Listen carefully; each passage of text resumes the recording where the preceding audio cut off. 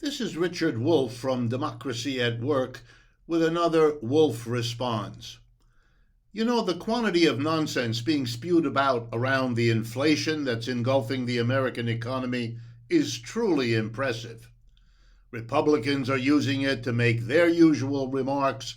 Democrats are doing the same defensively, which is their posture towards the Republicans anyway these days. All kinds of crazy arguments made by people who clearly do not understand what an inflation is or where it comes from, or if they do, are busy making sure that the public they talk to is as befuddled and confused as possible. So let me try, as I often do, and as Democracy at Work tries to do, to make it clear. Let's begin with a simple economic fact. The vast majority of people are employees, and a very small minority of us are employers. Who sets prices?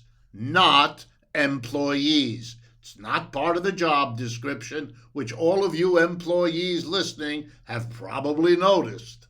But if you own a business, if you're on the board of directors of a large corporation, you do set prices.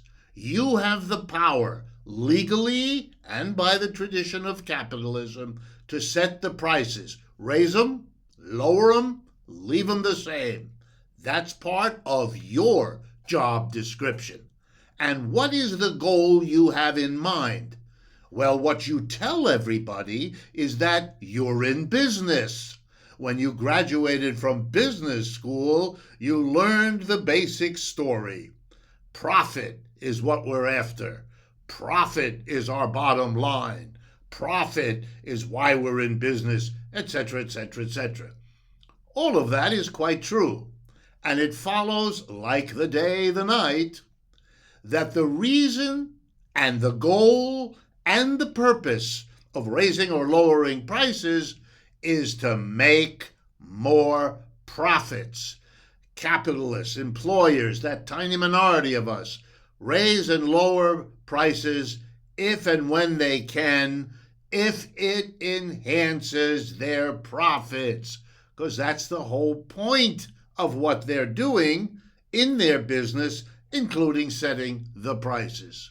Therefore, friends, an inflation, which is a general rise in prices, happens if and when the minority we call employers sees fit to raise prices. And they do that in order to either protect the profits they have or, more likely, raise them, which is their ever-present goal.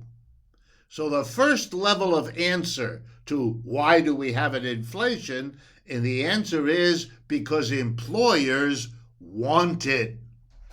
Now, they don't want you to know that.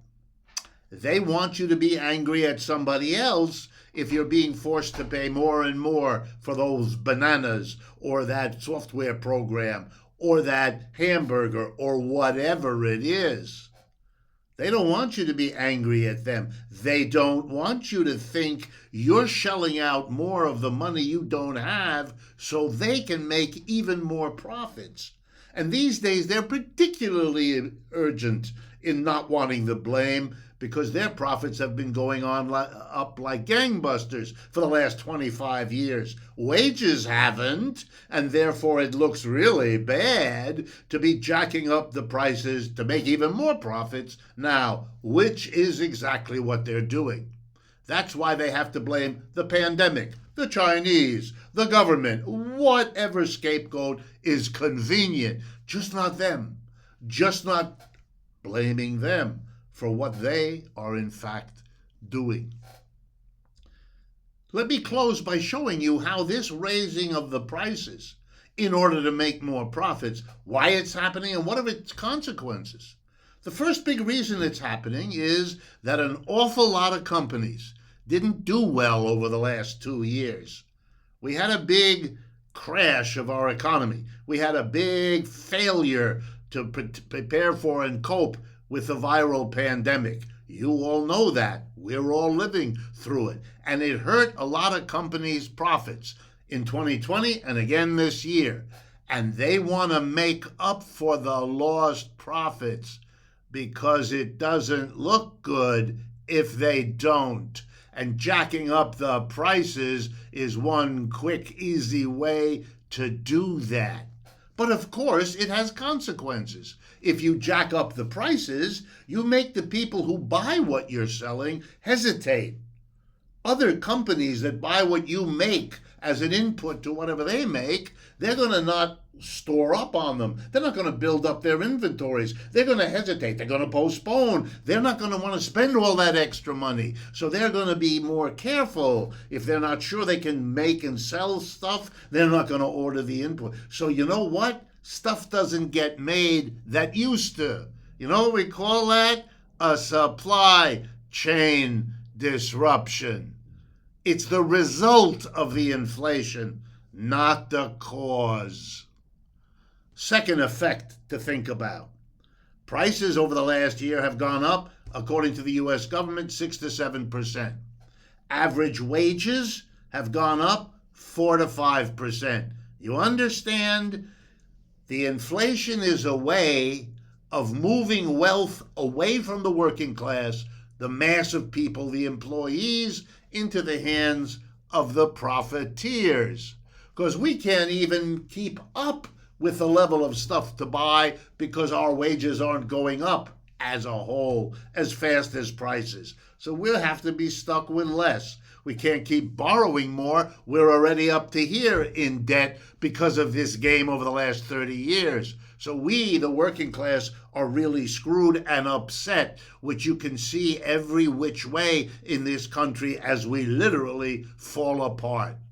Make no mistake, the social tensions, the deepening inequality, the craziness in our society has a core cause which we call profit-making, profit-driven capitalism.